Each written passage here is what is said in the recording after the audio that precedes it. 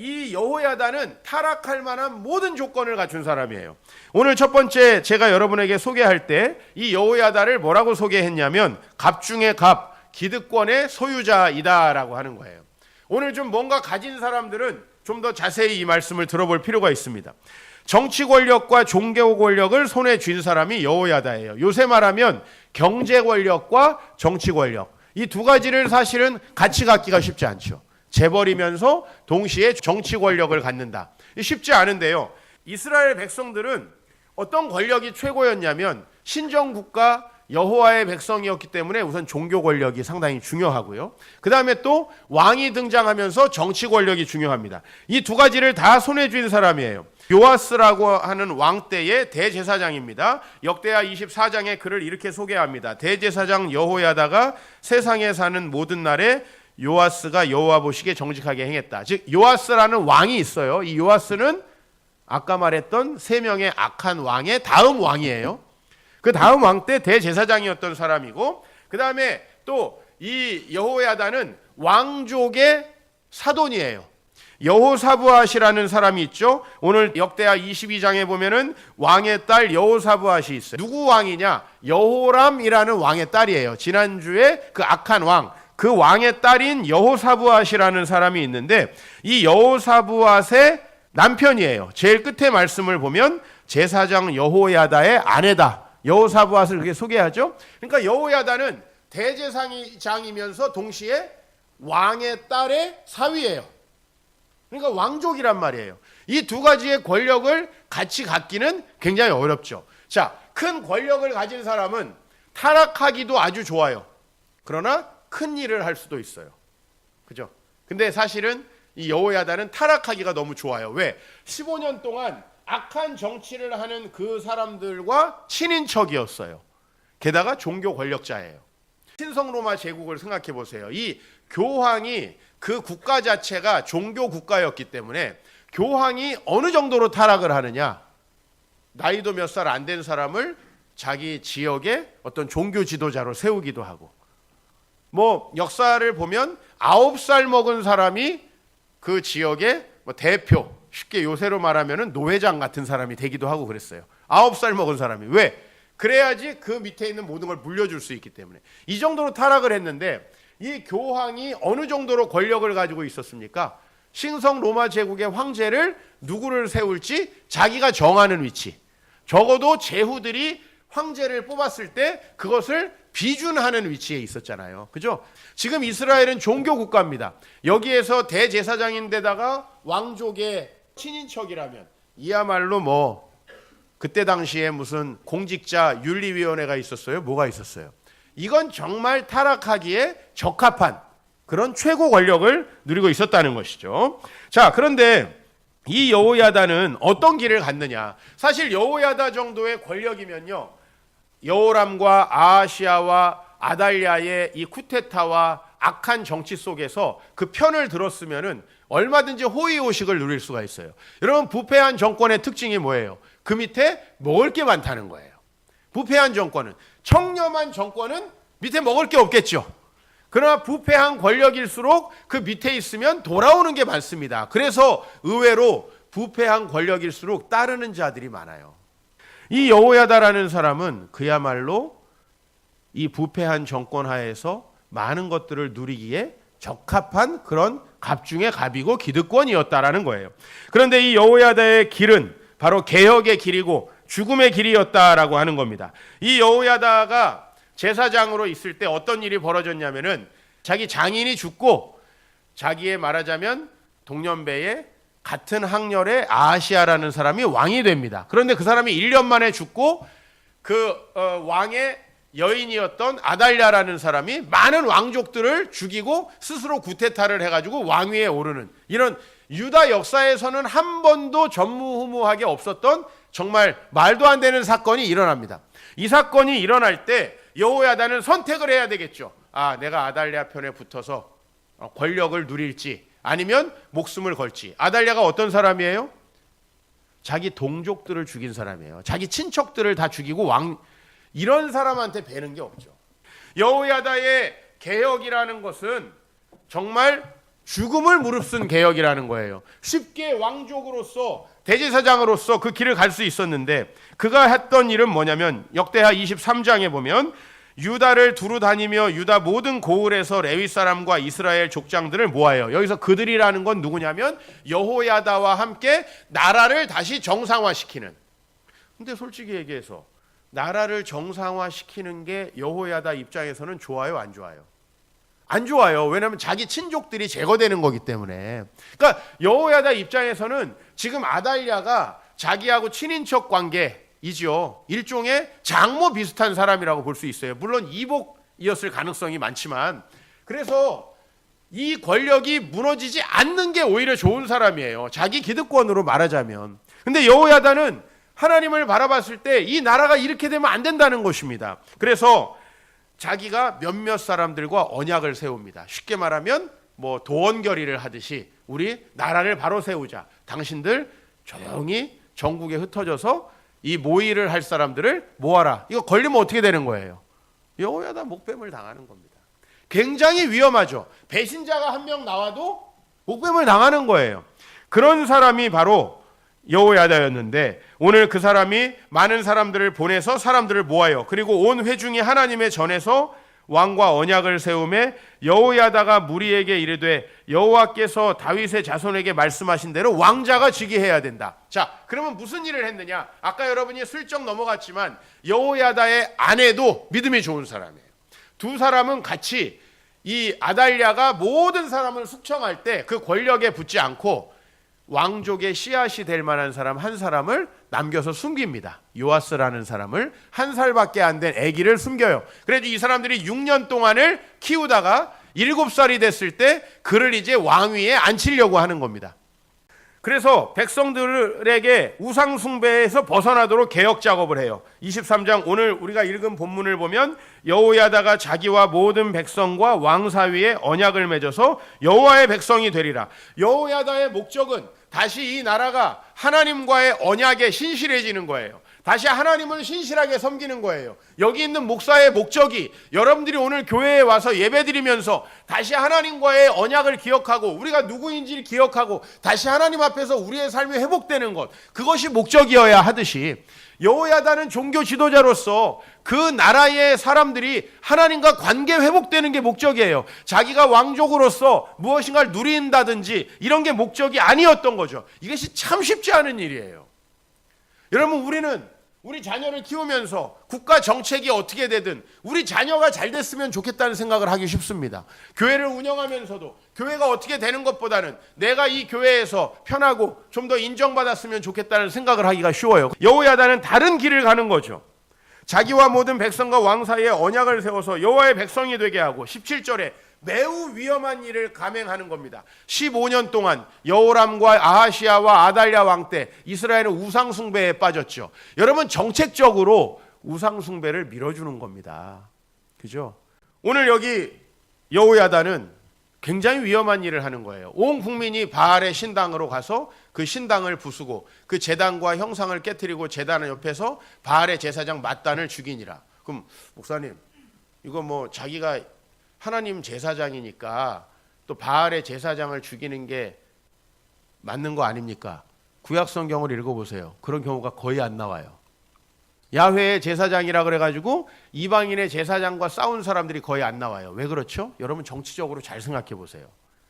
이 권력을, 종교 권력을 가지고 있는 제사장 입장에서는 굳이 저쪽과 싸울 일이 없는 거예요.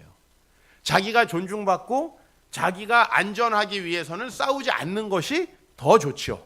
그죠? 선지자들은 좀 달라요. 왜? 선지자들은 자기들이 종교 권력을 갖고 있지 않기 때문에 어떤 권력이든 비판할 수가 있어요. 그래서 선지자들이 제사장들을 굉장히 많이 비판합니다. 선지서에 보면 선지자들은.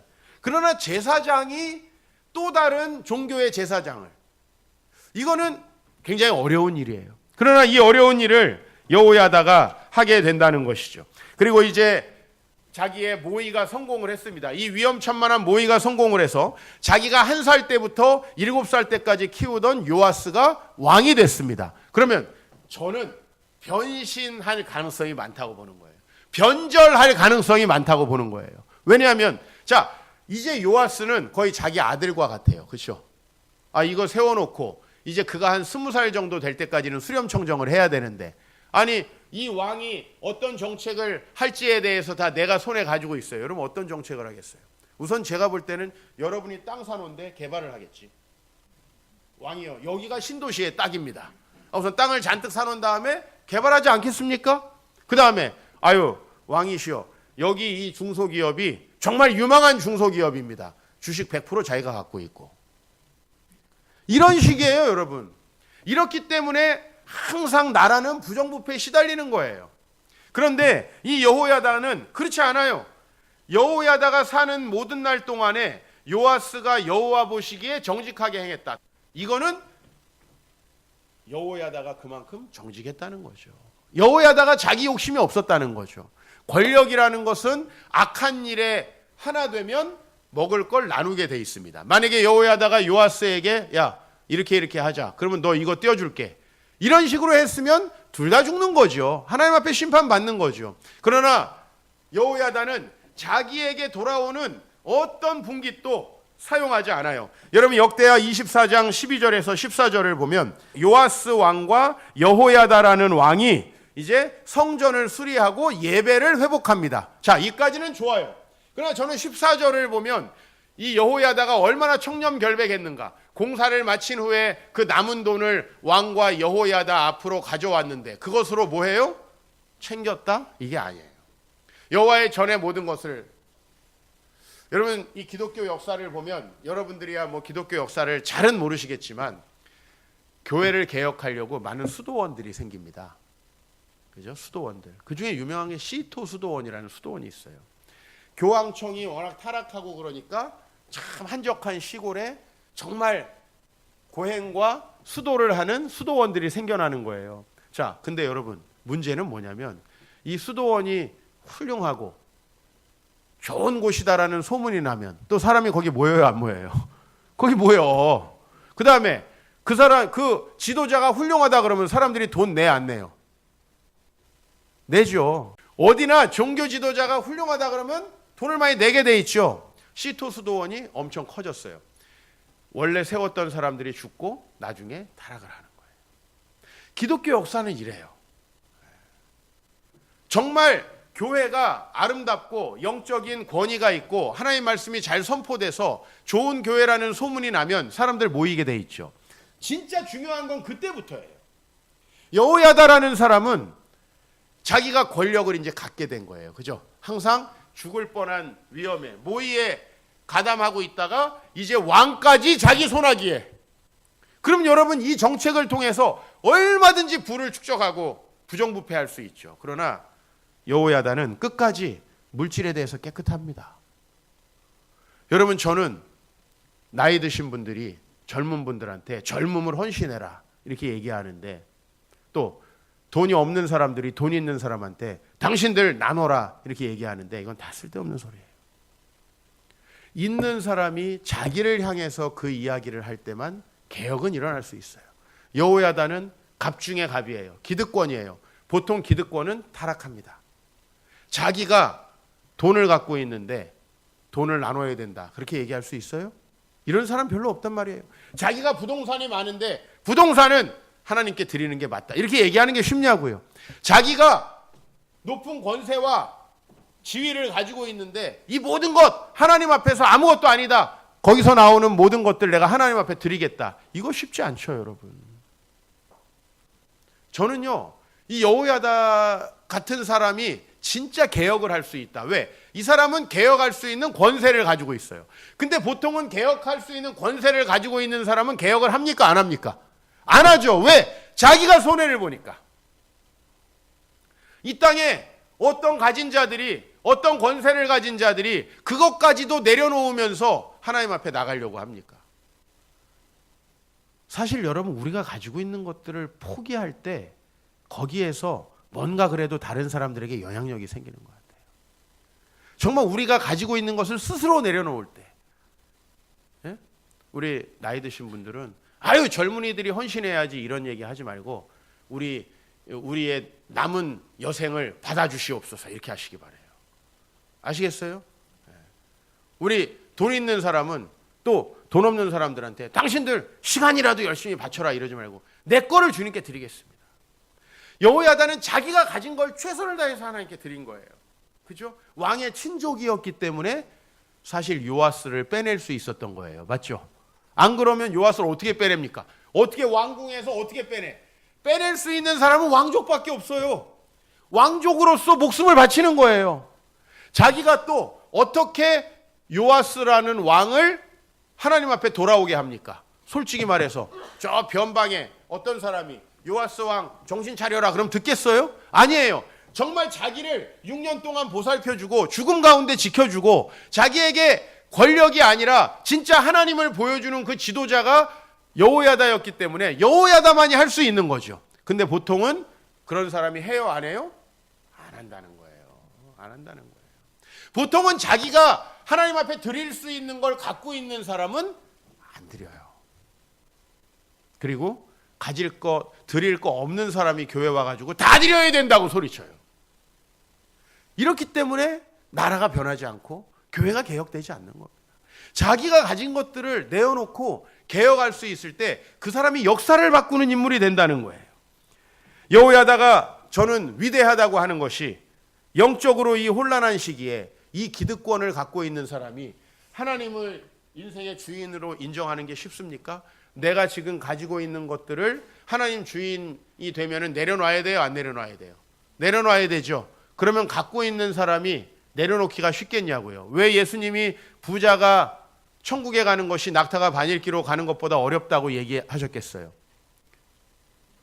내가 신학교에서 건물주 아들이 오는 경우를 거의 본 적이 없어요. 건물주 할아버지의 아버지가 망해서 자기가 어려운 사람은 온 사람은 내가 봤어. 이해 가요? 고위 공직자로서 정말 하나님 앞에 자기 자신을 드릴 수 있는 그런 사람들이 오는 경우를 저는 거의 못 봤어요. 사업에 실패하고 공직에서 내려와서 탈락하고 오갈 데 없는 사람들. 내가 정말 가진 것이 있을 때 난 하나님 앞에 개혁할 수 있는가? 그렇지 않기 때문에 우리의 개혁하자고 하는 말이 힘이 없는 겁니다. 그렇죠? 가진 사람들은 다 자기를 변호하고 없는 사람은 다 내려오라 그러고 없는 사람이니까 내려오는 거죠. 그 말을 하기가 쉬운 거죠. 우리가 그것을 가지고 그 말을 할 수 있을 때 역사를 바꿀 수 있다라는 거예요. 여호람과 아하시아와 아달랴의 친인척이었던 우리 여호야다. 그는 기득권에 편승하지 않고 그들에 맞서서 개혁을 실행합니다. 죽음을 각오하고도 아달랴로부터 구테타를 진압하고 그 모든 과정에서 자기의 정치 권력과 종교 권력을 오로지 선한 일에 사용한다는 것입니다. 저는 이 여호야다가 얼마나 놀라운 일을 했는가. 여러분, 그는 정말 역사의 반전을 이룬 인물입니다. 여러분, 주보에 제가 사람 이름을 파란색, 빨간색으로 이렇게 기록을 해놨습니다. 그렇죠? 거기 보니까 여러분이 이제 조금 이해할 수 있겠죠. 아사와 여호사밧 40년 동안 개혁을 이룬 사람입니다. 그죠? 그 영적인 흐름이 밑에 세 사람, 성경이 그래도 긍정적으로 평가한 사람과 부정적으로 평가한 사람.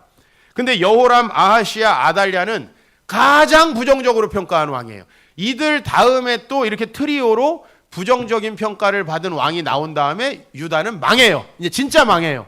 그럼 여기가 얼마나 위기였느냐는 걸 알 수 있어요. 유다가 멸망할 수밖에 없는 그런 위기였어요. 그럴 때 요아스 왕 때 여호야다가 바로 나라를 바꿔요. 아마샤라는 왕에 대해서 기록한 걸 보세요.